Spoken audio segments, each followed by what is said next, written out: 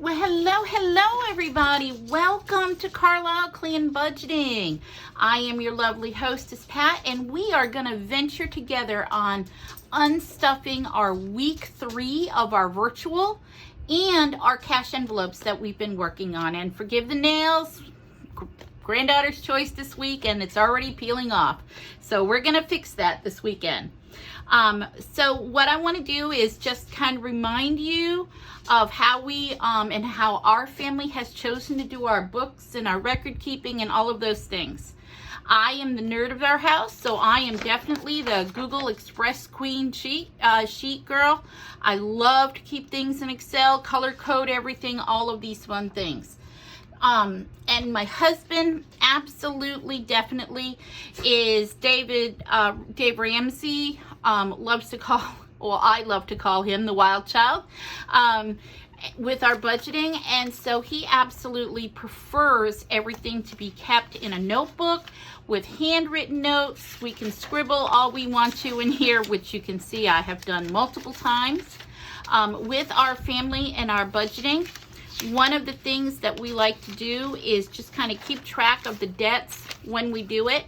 My husband likes to know the due dates that they are, and then when we pay them, I go through and I highlight them when on our main calendar when we're ready for that kind of fun. So this week we are definitely on week 3.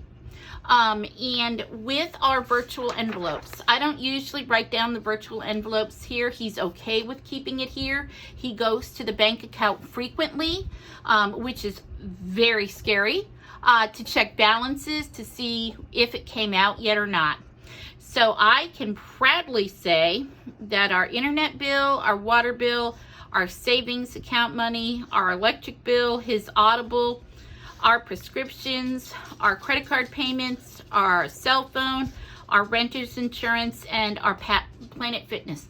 All of those have been funded through our virtual bank account that we have, and where we keep track of those things.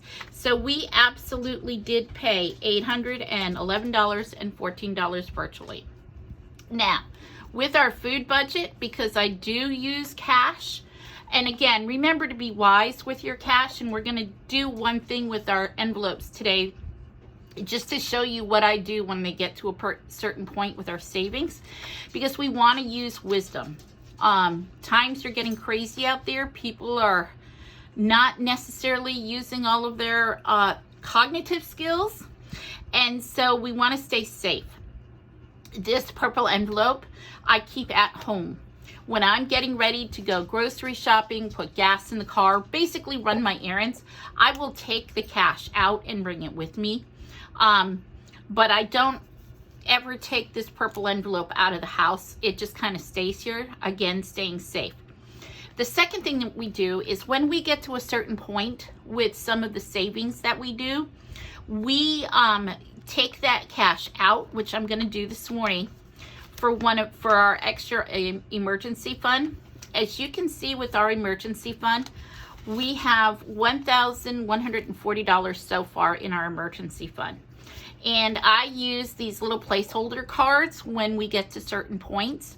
I have $1,000 that's already in a high interest savings account, so that if we have an emergency, the money is right there in our account and we can access it wherever we need to, whenever we need to.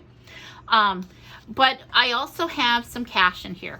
And again, staying safe, we have a placeholder for $100 that I'm going to be using to put in. So I am already knowing I'm going to take out $100, 2, 4, 6, 8, $100, and tuck that away and on the side, because that is going to go to our emergency fund savings account.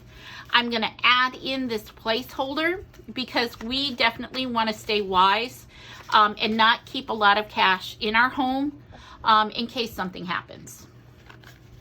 So I know a lot of people, my grandparents were famous for this, and I'm sure yours may have been too. They kept it under the mattress, in a sugar jar, in an old coffee tin. And those were great in those times. But in these times, it's better to keep them in a safe place. So we don't keep that much cash on hand in our house for where we live and the times that we're living in. But I am going to put those placeholders in with all of our savings challenges along the way. So that piece is done. So let's talk about our food budget. We budgeted and had budgeted in our envelope because we believe in rolling things over. We started at $108 this week. We went to Walmart. Hang on one second. Let me get the right one up here.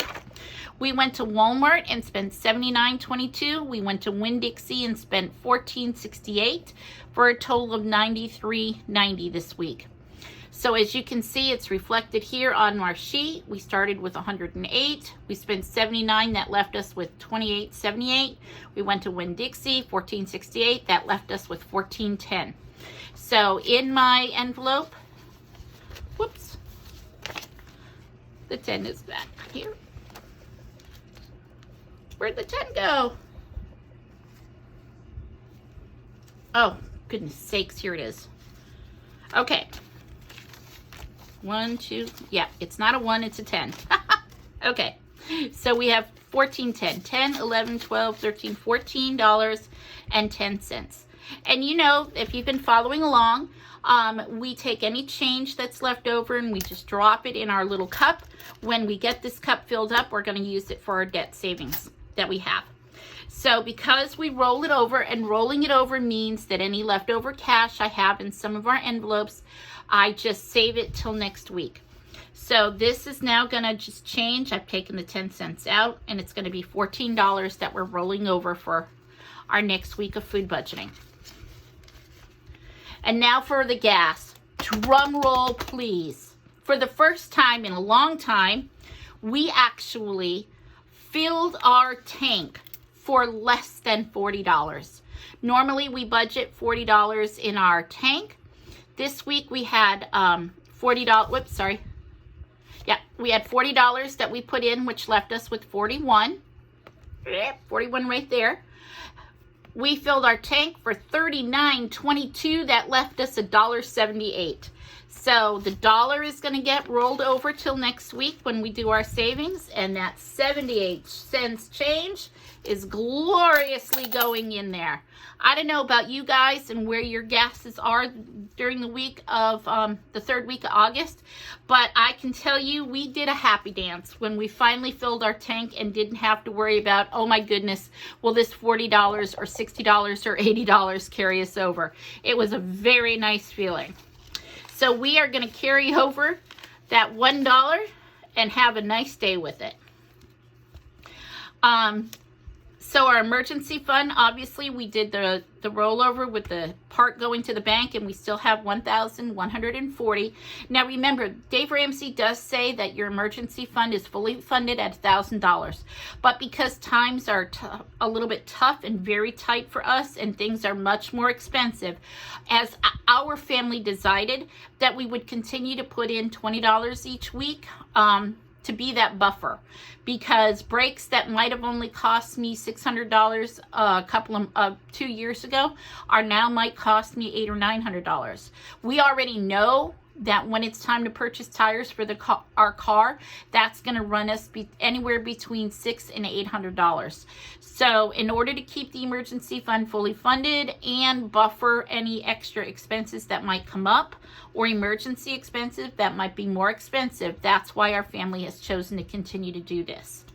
Obviously, it's not Christmas. We haven't sent any Christmas money. Our debt is still holding strong at $60.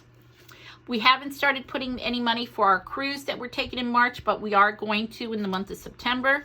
And of course, our car, we don't have anything in there, but we are going to start in the month of September to tuck a little bit money aside. So that takes care of our unstuffing of our envelopes. Now let's carry that money over and see where we stand. So over in week 2, we rolled over $264.65.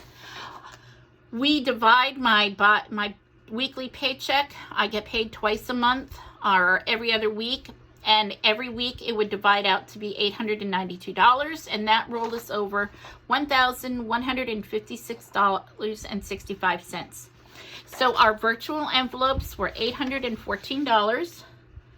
So we'll go ahead and put that there. 811.14.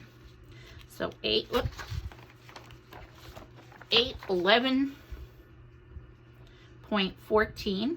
And we'll do that subtraction. 5 minus 4 is 1. 6 minus 1 is 5. Carry the decimal point. 6 minus 1 is 5. 5 minus 1 is 4. 11 minus 8 is 3. So we have $345.51. Okay. And that was our virtual envelopes. Now with our cash, we have $93. Oops, 93, not a decimal point, and 90 cents, which will subtract 1 minus 0 is 1. We can't subtract 5 minus 9, so we're going to carry that over. 15 minus 9 is 6. Bring down that decimal point. 4 minus 3 is 1. We can't take 4 minus 9, so we're going to borrow and carry over. 14 minus 9 is 5. 2 minus 0 is 2. And then we had our gas, which was $39.22.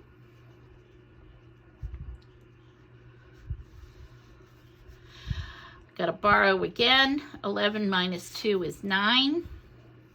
5 minus 2 is 3. Carry down the decimal point. 1 minus 9 we can't do. We have to borrow. 11 minus 9 is 2. 4 minus 3 is 1. 2 minus 0 is 2. So that leaves us with our week 3 leftovers. Week 3 rollover. Kind of getting excited. We've been able to save some money by not going out to dinner and not using coffee. How are you all saving money so that you can add up for the future expenses and unexpected things that are coming up? Just write it down in the comments section. Looking forward to seeing how you guys are all unstuffing your week 3 envelopes. Have a great day, everybody. Bye-bye.